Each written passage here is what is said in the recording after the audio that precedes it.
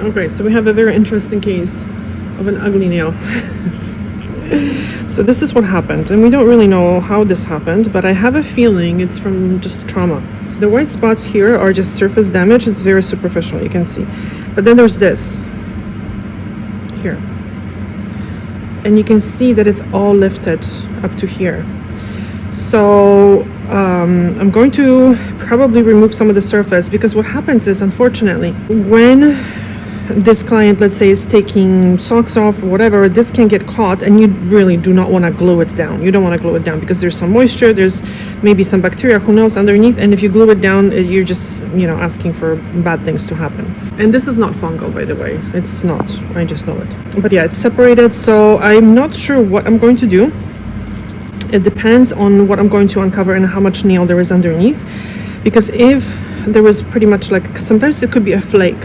So then we can put some product. We can even add, I know, it depends how big it is. If it's just a little chunk, I even would do acrylic because I can soak it off later. I know acrylic should not be used on like a full nail. They don't recommend it, but a little piece I really don't see a problem with. We could do some kind of a soft gel. We'll see how this looks. So I'm gonna sanitize the feet first. So I'm going to do the ugly nail first. And then I'm going to do the rest of the nails. So this client comes for pedicures kind of on a regular basis, but I think last time, I don't know, it was probably 3 months ago, a long time ago. Yeah. So the polish probably was on the nails for a little bit too long, and this is why I do not believe the polish protects the nails. It can damage it, even Dazzle Dry. Like seriously, because I think we use Dazzle Dry. Yeah, we always use Dazzle Dry. Yeah. So even Dazzle Dry can cause that. Any coating on the nail can damage it, sadly. So this is why I truly believe in taking products off, like especially products that are easy to come off, like nail polish or even gel polish. And yeah, this is rare because, I mean, we've been doing her pedicures for quite a few years now, and this never has happened before. So let's hope this is the first and last time that this has happened. So I'm going to shorten the nail.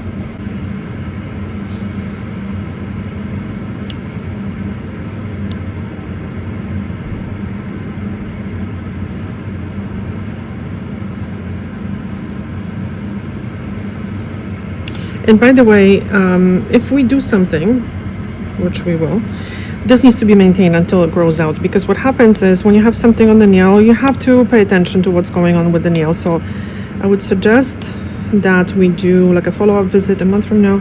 So if you guys are interested, please let me know in the comments. If I get enough comments, we'll do it again if you want to see.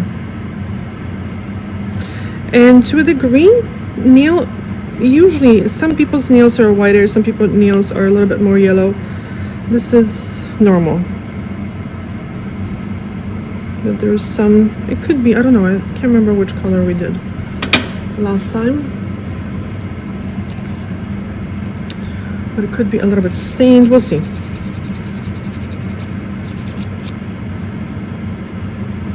Yeah. In this case, electric file is a fabulous tool. So I'm going to use a sanding band and my machine to extract the dust. I'm using 11,000 RPM, but each machine is different. Some machines, I have this one like a cheapy machine, and I can work with it with like 5,000 RPM, so that's kind of weird. So each machine is different. I go by the feel, really. So you see, the white spots now are gone, because the white spots were very superficial. But now there's this crack.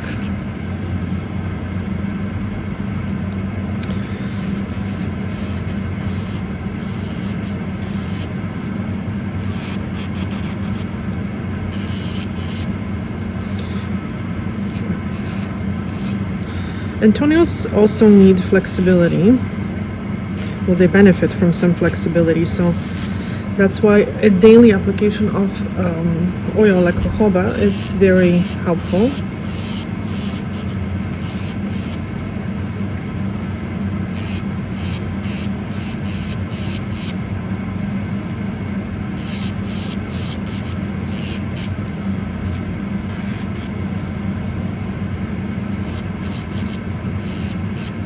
As you can see, the nail is kind of flaking off.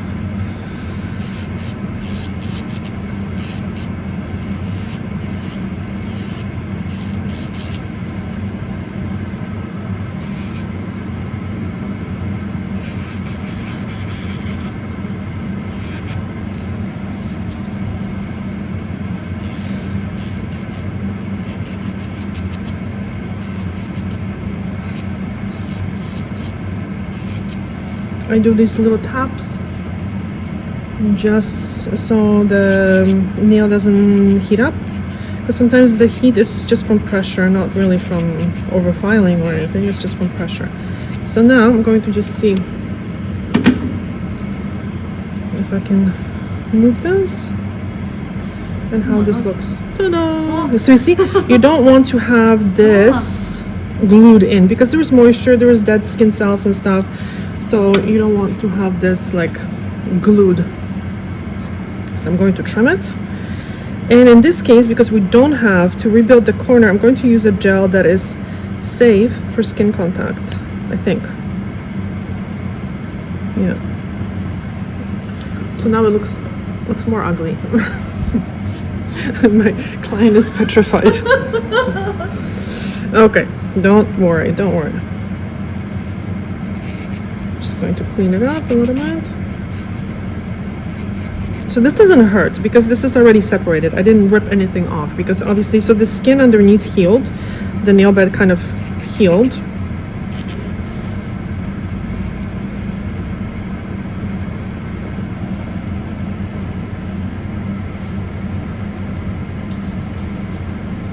So really, if this happens to you, I absolutely do not recommend playing with different builder gels and like doing that, because these products can be highly allergenic when not used properly. So if this happens to you, you can just leave it.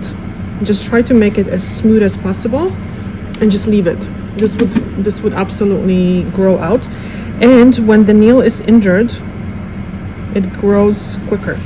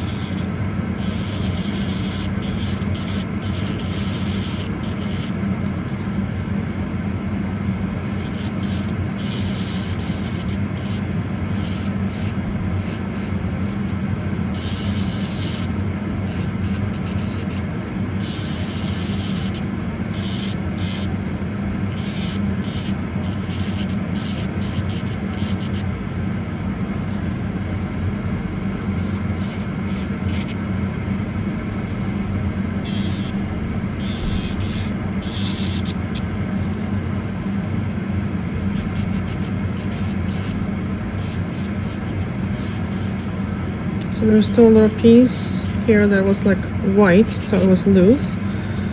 So I'm taking it away.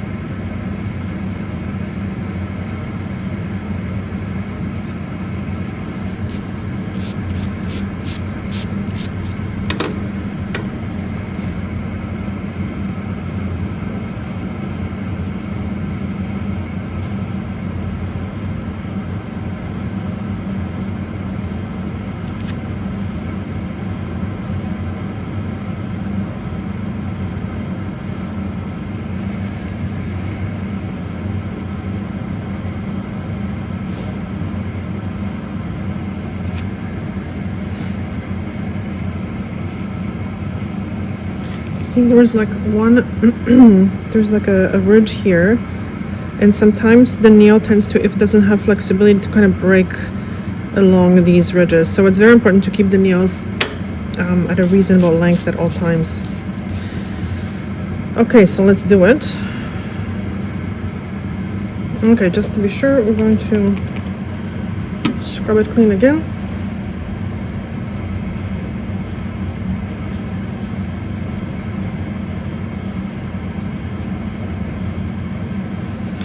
And I'm going to try to rebuild this nail. So I'm going to put gel in this corner. So if you're a nail technician and you're watching this, please let me know if you would be comfortable to do this with acrylic, because with acrylic would be really easy. Well, if you know how to use acrylic, because you could put a bead of product and then stretch it and it would be absolutely gorgeous. But let's try to do this with the gel that is made specifically for skin contact as well. Because the problem is, I mean, I feel comfortable if this happened to my nail, I would fix it with acrylic. But am I saying that this is the correct thing to do? Probably not, because repeat exposure to uncured liquid and powder system, any of these products, unless they're designed for it, could cause allergic reaction. Doing it once is not going to cause it, but you know, so this is why I'm curious. I'm curious if you would do that or not. I'll be honest, I'm going to use this one and this one. So what I'm going to do is I'm going to apply it here and kind of stretch it down so it makes a contact with the skin here, and that's it.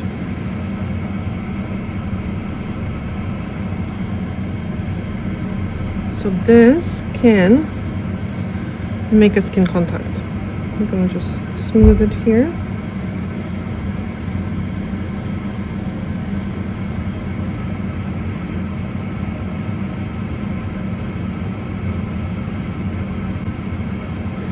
And I'm not applying like a huge bead of product, because when it comes to gels, I know that they're going to heat up, unfortunately.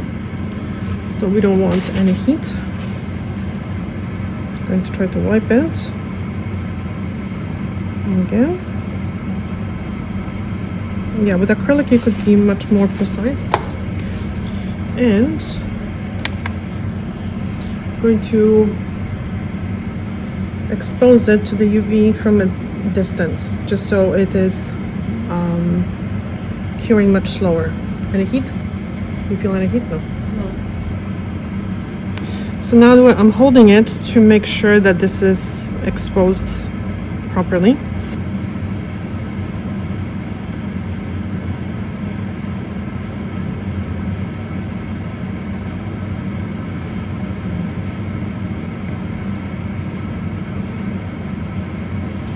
So this product, this gel, also comes in different colors. It comes in like a pink, like a milky white, but you know what, I like to use clear, because with clear you can clearly see what's going on underneath.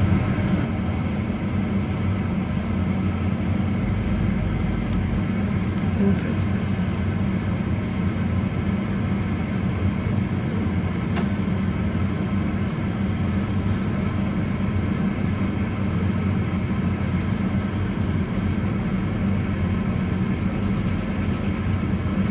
Once I make this shape, I might add a little bit more product, but we'll see.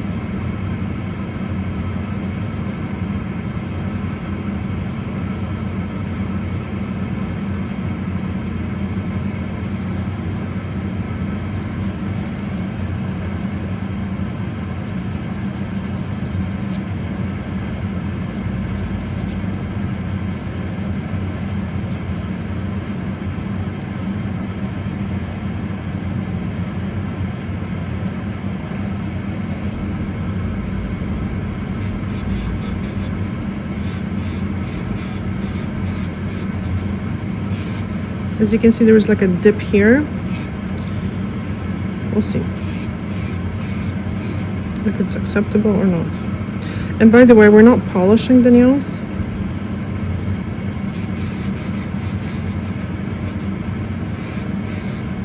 today. Yeah, with acrylic this would be much easier to do.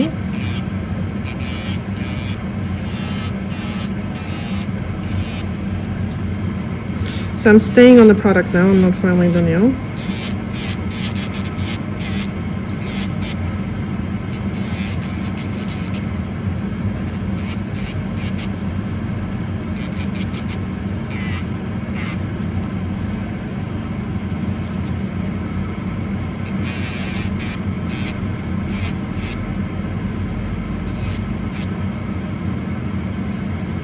As you can see, we could probably add, but you know what? I think I'm not going to add.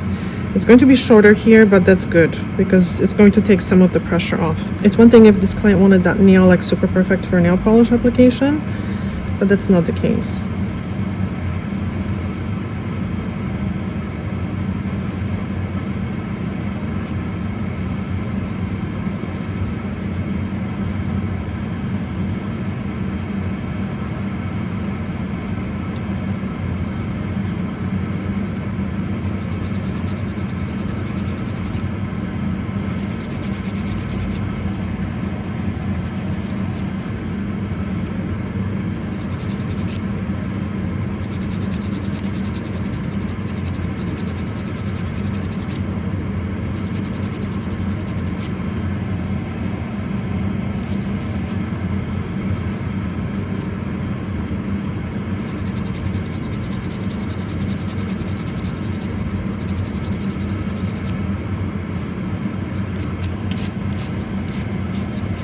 Okay, this little fine bit, it is too very helpful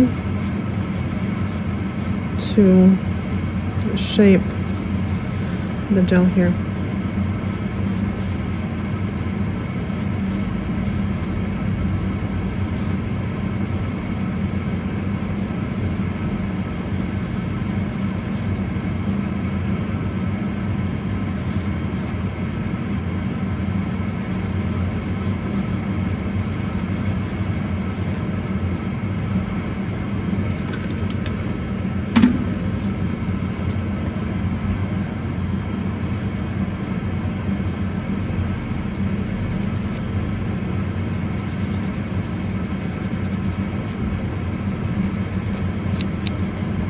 Again, you know, if this client wanted, I could add more gel in the corner, but you know what? In this case, I really don't want to because I don't want to have that pressure on the nail, because if you have a pressure on the nail, it's going to crack over here. So in this case, especially because of her nail bed is quite round, I'm going to leave it as short as possible.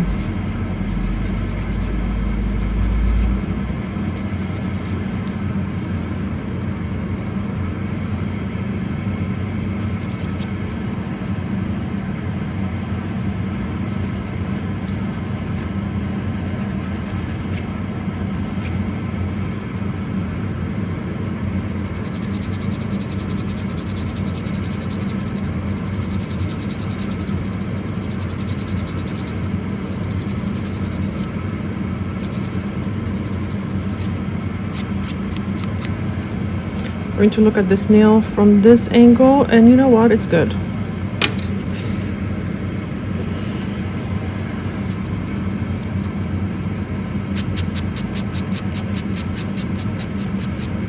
This is to smooth the surface.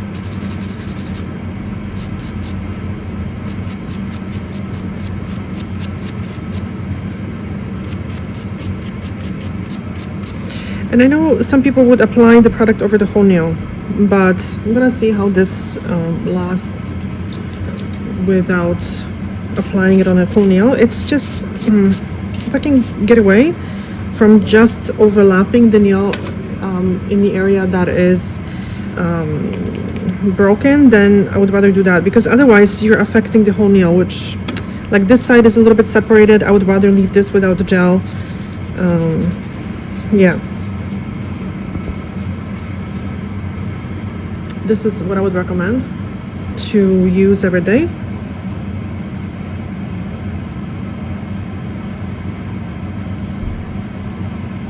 Okay.